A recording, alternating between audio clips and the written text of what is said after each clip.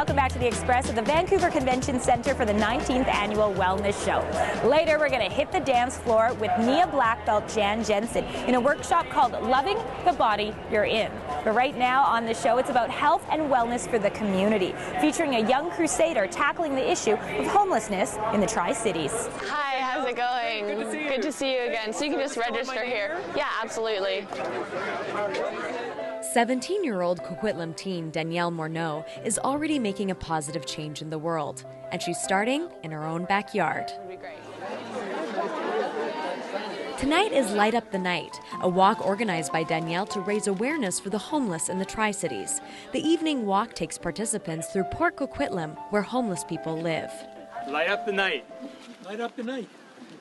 There are so many homeless people here, and the majority of them live along the Coquitlam River. And I had somebody to say to me, people aren't homeless in the winter, they're not there in the winter. I said, no, they're still there. You're not there in the winter. You don't go hiking in the winter, so you don't see it. So you assume it's not there. Out of sight, out of mind, and that's what I think has happened to these people. By campaigning in her school and through Facebook, Danielle has brought out a large number of supporters, and her message is simple. I would say that it's not about your family, it's not about your friends or your school or where you come from, it's about your heart. If you have the heart, the drive, and the desire to do something, you can.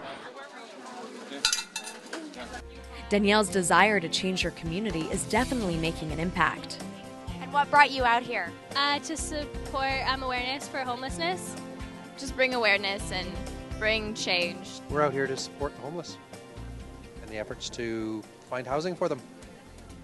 And I've been very passionate about making sure that there's resources locally here in the Tri-Cities for the homeless. So when I heard that Danielle was putting this together, made sure that we came out to support her. Danielle's even got the attention of the people in charge.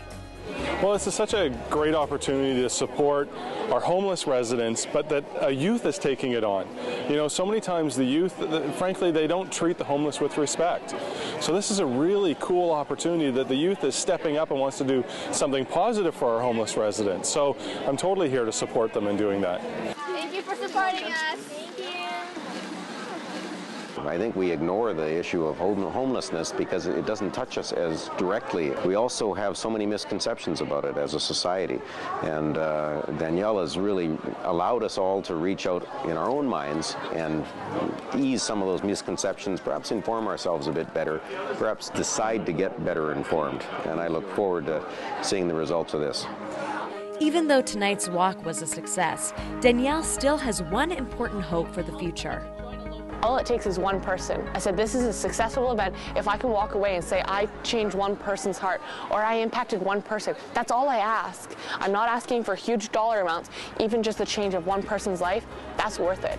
I'm Mansour in Port Coquitlam for The Express. To learn more about Danielle and to donate to her initiatives to stop homelessness, you can go to the website lightupthenight.ca. I love the positivity in that title. With that and with our next story, we're meeting a Burnaby author of a new autobiography, I Could and I Did. Look, what's this? No. Reading to his one-year-old son Vincente is a simple joy John Mills never thought would be possible. Idiot, fool, when it would come time for supper, just at the end there, they'd say it's num-nums for dum-dum. He was the victim of severe bullying as a child. Schoolmates, teachers, even his own family would ridicule John for his perceived low IQ. The daily verbal punishment eventually dwindled away any self-confidence he had. 11 years old, I was given an evaluation by the school, and I was told I would always have a mediocre job and I wouldn't accomplish much. So John quit school in grade 8. By then, he still hadn't learned to read or write. And the abuse continued into his teenage years when he became a homeless alcoholic, literally living in the bushes. Even when John did get off the streets in his 20s, he couldn't find a stable job, the result of being completely illiterate. It's terrible. You want to avoid certain situations. You don't want to get in a position where you have to read or, you know, like at a restaurant, I would always order familiar things. And it's bad. You just want to keep it a secret. The turning point came at age 23. Tired of the humiliation, John decided to take his life in a new direction. seeking help from literacy counselors and educating himself word by painful word. A breaking point for me was when I was in the study hall in the school, and I took a moment and wrote the word diamond on top of the page, and it was like, wow, I'm actually getting somewhere. I'm starting to achieve, and it really builds the drive to just want to keep going. John is now in the process of publishing a book called I Could and I Did, an autobiographical account of his struggle and redemption. On top of that, he's graduating with a degree in psychology from SFU. You just have to believe in yourself and move forward, no matter what the obstacle or what people say. A lesson he's already giving to little Vincente so that he won't have to go down the same road. I'm Tim Chung in Burnaby for The Express. The book launch for I Could and I Did happens on March 12th, 2 p.m. at the Metrotown Library branch. And if you want to order it online, you can do so at ICouldandIDid.com. You're watching The Express, and we've got more fun ideas for what you can do coming up. Up next on The Express. 2 combines dance and martial arts and body alignment practices. A Nia experience at the Wellness Show. The family described it as a peanut tube radio. A history lesson at the Burnaby Village Museum. Let's put it on. The Express. This is your local voice.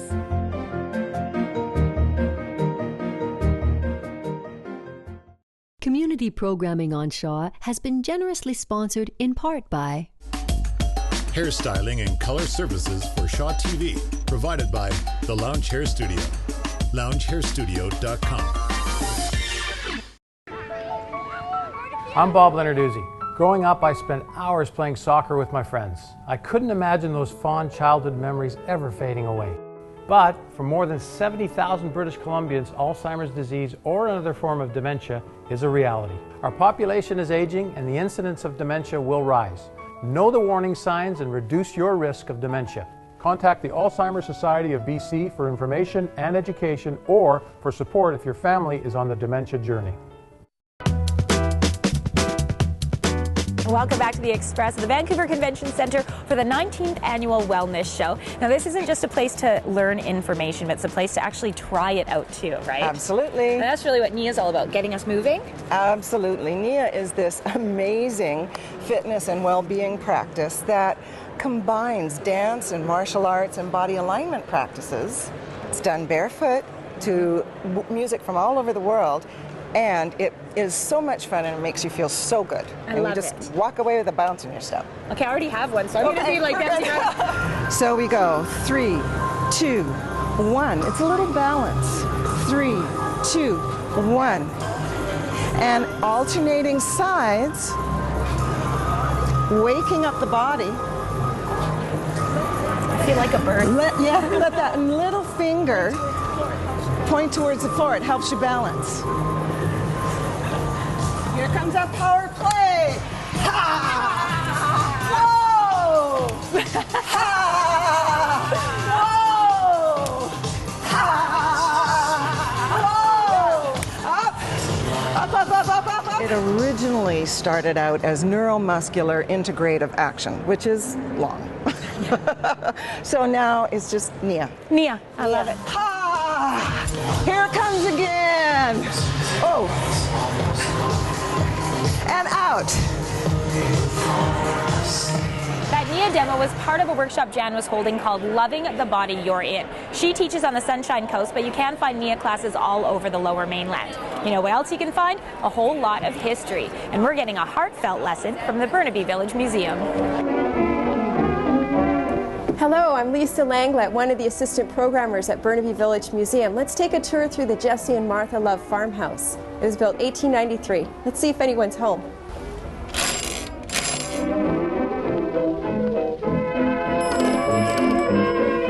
Jesse and Martha Love actually came to Vancouver on the first transcontinental train. They were the only family on board. They brought a few of their children with them. They farmed in different areas of Vancouver and eventually purchased some land in Burnaby, and they built this home. They expanded, added big parlor onto the home about 1900, various different porches, a huge kitchen was added on about 1910, and more rooms upstairs. A lot of the reason for the expansion was because of the number of children they had. Jesse and Martha Love actually had 11 children. 3 generations of the family lived in the home from 1893 all the way until 1971. Well, this is actually the parlor of the farmhouse, and it's not an original room to the house. This is one of the rooms that was added on. And this room hosted many of their daughters' wedding receptions. We know this room was used for entertaining guests. We know that they were a very musical family. They would often play the piano, someone played the violin. It's very close to how they would have had their furniture arranged. We've tried to match up pieces. We even have a few original pieces that belong to the family that have been donated, such as the bookcase. The wallpaper in this room is actually a reproduction of the wallpaper that they really did have in this parlor. This is really the super kitchen that everyone wants to have in their own home. Wonderful in the 1920s to have the hot and cold running water and the use of an electric beady washing machine. As part of our big spacious kitchen is of course our bathroom, and it is just a bathroom. And the reason for having the bathtub in the kitchen was all because of the hot water.